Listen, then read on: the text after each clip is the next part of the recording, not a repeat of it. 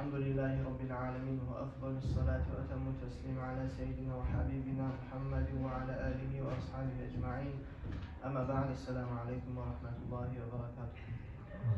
В начале всего, как всегда, мы восхваляем Всевышнего Аллаха, и мы всегда должны просить у Всевышнего Аллаха нам сохранность целости и здоровья в этом мире, и также сохранность от всего плохого в потустороннем мире, то есть после смерти.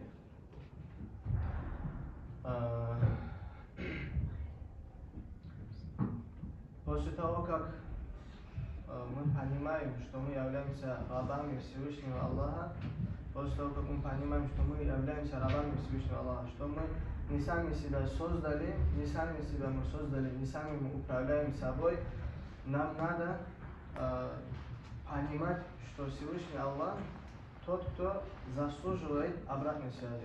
Всевышний Аллах является тем, кто заслуживает обратной связи. И чтобы понимать важность всего, о чем нам говорит религия, мы должны понимать, что все это от Всевышнего Аллаха, что это либо довольство Всевышнего Аллаха, которые обязательные вещи, либо это гнев Всевышнего Аллаха, это запретные вещи. И у нас в религии есть очень много того, что украшает нашу религию. Очень много того, что, видя человек это, он хочет принять ислам, он хочет соблюдать ислам. И таких вещей у нас в религии много. И одним из таких вещей, и также я сказал бы, самым важным аспектом религии ислам является наша скромность. Наш характер стеснения. Что человек может держать себя в руках. Что человек может ставить себе рамки, что можно, что нельзя, где можно, где нельзя. И вот это все называется скромностью, и в арабском языке это называется аль-хая. И ученые говорят, у нас есть два слова: аль-хая, скромность, также есть слово аль-хаят. Та умарбута там аль-хая тоже читается. То есть ученые говорят, аль-хая это жизнь, аль-хая это скромность. И ученые говорят, что это аль-хая слово произошло от слова жизнь. То есть скромность это следствие жизни нашего сердца. То есть если у нас есть живое сердце, когда говорят живое сердце, это сердце, которое сохранено от всех болезней, от гордости, от испорченности и так далее. Вот когда наше сердце живое, и сердце живет правильной жизнью, тогда у нас проявляется скромность, стыд, стеснение. И пророк, алейхиссалату вассалям, насчет этого говорит: аль-хаяу мин аль-иман, что скромность, стеснение является частью нашей религии. То есть нету у нас этой скромности, то есть у нас нету части нашей религии. И в другом хадисе, то есть Аиша, радийаллаху анха, мать правоверных, говорит: расу макарим аль-ахляки аль-хая, основой всех благих нравов является скромность. Основой всех благих нравов является скромность. То есть, чтобы вы понимали, что такое ваша скромность. Скромность это такое качество в человеке, которое останавливает нас от того, чтобы мы сделали плохое как перед людьми, так перед Аллахом. Например, среди людей будет плохим, некрасивым, к примеру, выйти на улицу, я говорю мужчине, в майке, например. В майке выйти, это будет очень некрасиво. И вот это наша скромность, и представьте себе, скромный, порядочный человек вышел на улицу в майке, он как себя будет чувствовать? Это очень трудное положение он попадет. И вот эта скромность, которая нас останавливает от всего того, что является некрасивым перед людьми, и также перед Всевышним Аллахом. Скромность это то, что защищает нас от всего того, что сделав, мы потом будем сожалеть. Вот, живя скромностью, человек не будет сожалеть о том, что он сделал. Например, такой пример приведу. Если кто-то сказал мне плохое слово, и я решил ему отомстить, я пошел, подрался с ним.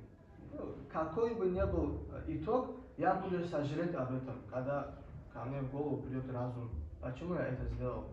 Разве не было разумным, разве не было правильным просто оставить этого человека? Он же, как сказать, сам себе вредит. Человек, который разговаривает плохо и так далее, он сам себе вредит. Я должен был его оставить. И вот эта моя скромность, которую я проявил в данный момент, исходом его было бы отсутствие сожаления. Я не сожалел бы никогда, что я простил кого-то, что я оставил кого-то без мести. Об этом я никогда не сожалел бы. И описывая нашего пророка, саллиллаху алейхи вассалям, вы, наверное, слышали много о пророке, алейхиссалату вассалям, какой он был храбрый. Во время битвы, когда была война, говорят о пророке, алейхиссалату вассалям, что не было во время битвы такого места, где самая сильная битва идет, кроме как там был пророк, алейхиссалату вассалям.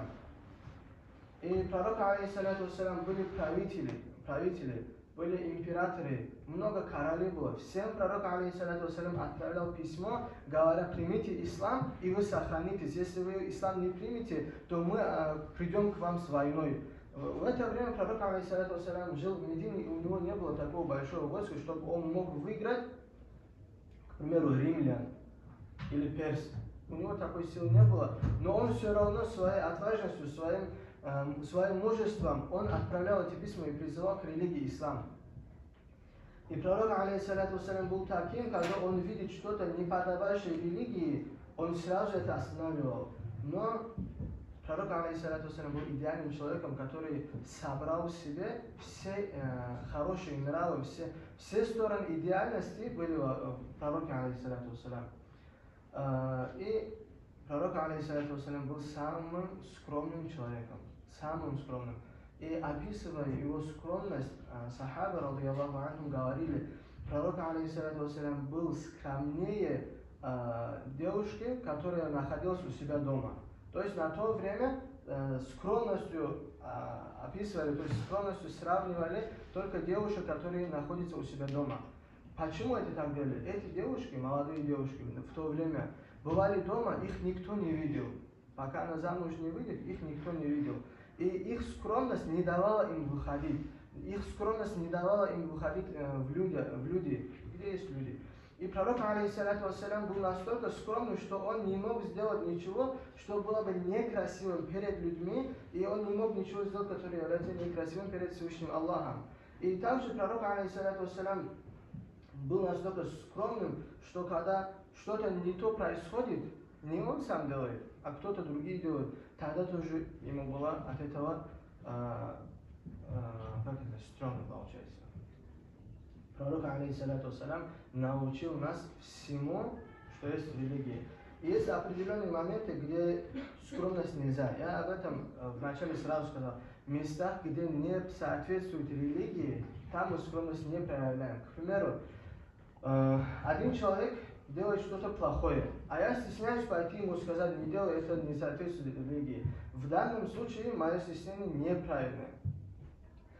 Потом сахабы, радийаллаху анхум, однажды пророка, алейхиссалату вассалям, спросили, когда речь пошла насчет скромности, насчет стеснения, они спросили пророка, алейхиссалату вассалям: вот это стеснение, о котором мы сейчас говорим, оно из религии? Есть ли в религии такое? Пророк, алейхиссалату вассалям, сказал: нет, это не из религии, это сама религия. То есть скромность — это и есть наша религия. Какую сторону нашей религии не возьми, полностью она нас призывает к скромности. Еще один хадис пророка, алейхиссалату вассалям, в котором пророк, алейхиссалату вассалям, говорит: скромность из имана. А иман ведет куда? В рай. А если человек использует в речи своей плохие слова, это, говорит, из черствости. А черствость ведет в ад. Вот пророк, алейхиссалату вассалям, сказал: использование плохих слов — это антоним скромности. А скромность — это наша религия. Если человек использует плохие слова, это значит, что он, так сказать, человек, отдаленный от имана. Человек, который не понимает свою религию. Представьте себе человек, понимающий религию, понимающий, что у него есть Создатель, который все время видит его, все время слышит его. Создатель поставил ограничения, а ты, несмотря на все это, разговариваешь плохо, поступаешь плохо, одеваешься плохо. И здесь скромностью даже, можно сказать, близко не было там скромности. Из-за этого наша религия всегда призывает нас к скромности. Что у нас убирает скромность? Что у нас убирает скромность? Нашу скромность убирает то, что мы не задумываемся. Мы не делаем тафаккур, то есть размышления. Разве это красиво? Разве это некрасиво? Вот посмотрите, если мы пойдем лет 10 назад, такого состояния, которое у нас есть сейчас, такого не было. Я не говорю насчет стороны общего, массового грехах людей. Я говорю о состоянии, нравах людей, молодежи. Такого не было. Вот посмотрите, сегодня из школьников с вами, отдельным каждым, если я сяду, поговорю, какое состояние у нас среди детей. Есть ли много кто матерится? Вы посмеетесь. Если я скажу, есть люди, которые пьют энергетики, вы посмеетесь. Если я скажу, есть ли среди девушек, которые употребляют это, как это называется? Сигареты это электрические. И то кто-то сможет посмеяться, сказать, утвердить, сможет подтвердить, это сможет человек. Почему так случилось? К чему это? Я вам скажу такое, это не случилось из-за того, что религия ислам устарела, нет. Это случилось из-за того, что мы начали получать информацию не с правильной стороны. Мы начали получать то, что мы должны были получать от наших родителей, от наших учителей. Мы начали получать от Инстаграма, листая там сторис и так далее, из Ютуба, из ТикТока и так далее. Мы начали брать свою жизнь из каких-то киносериалов и так далее. Хотя все это является оружием наших врагов против нас. Как можно испортить, как можно просто уничтожить мусульман, которые являлись правителями мира в течение нескольких столетий? Как их можно испортить? Только испортить нас с вами. Нас с вами. Почему? Потому что сегодняшние наши дедушки, наши аксакалы, которые с юных своих возрастов, они сохраняли в себе религию ислам, донесли его до нас, они умирают, они уже стареют, у них нет силы, у них нет энергии приходить перед нами, разговаривать нам, нас наставлять на правильный путь. А нас много. И сделали так, что наши родители все работают, а мы дома одни. Вот если такой вопрос у нас будет, кто нас учит курить? В школе нас учат курить? Есть в школе урок, где нас учат плохим словам? Или есть такое учреждение, или государственное, или же исламское, где нас учат плохим вещам? Нет уже такого. Школа и мадарисы, исламские медресе школы, исламские школы, все они сделаны для того, чтобы нас исправить, чтобы мы жили правильно. А все то, что мы берем, мы же понимаем, что из этих двух источников мы этого не берем. Вот школа и исламские школы, в первую очередь я всегда ставлю исламские школы, потом светская школа. Они оба нас учат правильной жизни. Если мы будем учиться правильно, если мы будем слушаться своих учителей, то мы здесь получим только хорошее.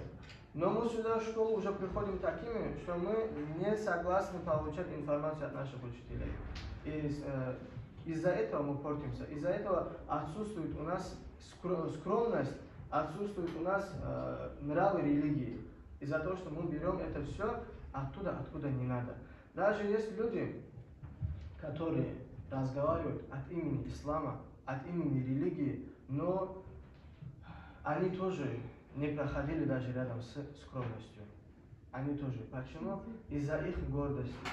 Они, понимаете, все мы, если захотим сейчас изучать религию, мы не обойдемся без того, что прочитаем книги ученых. И прочитав все книги ученых, потом их хаять, говорить, что они ошиблись, они заблудились, это как минимум глупость и тупость. Как минимум. Понимаете? Из-за этого скромный человек должен быть везде, всегда, в его словах.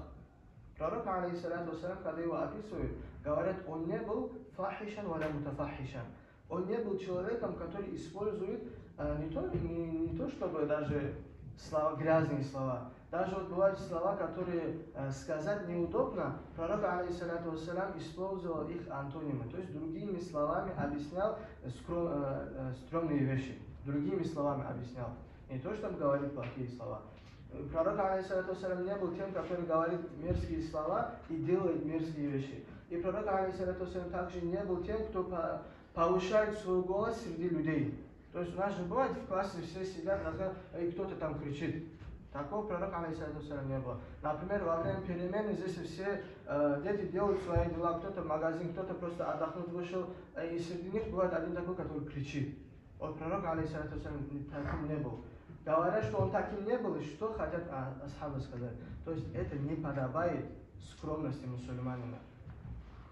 И еще заключительное, что хочу сказать, наша скромность, которую нас призывает религия ислам, если мы будем соблюдать эту скромность, то, видя нашу скромность, очень многие люди примут ислам, и даже мы сами начнем понимать и принимать религию ислам по-другому.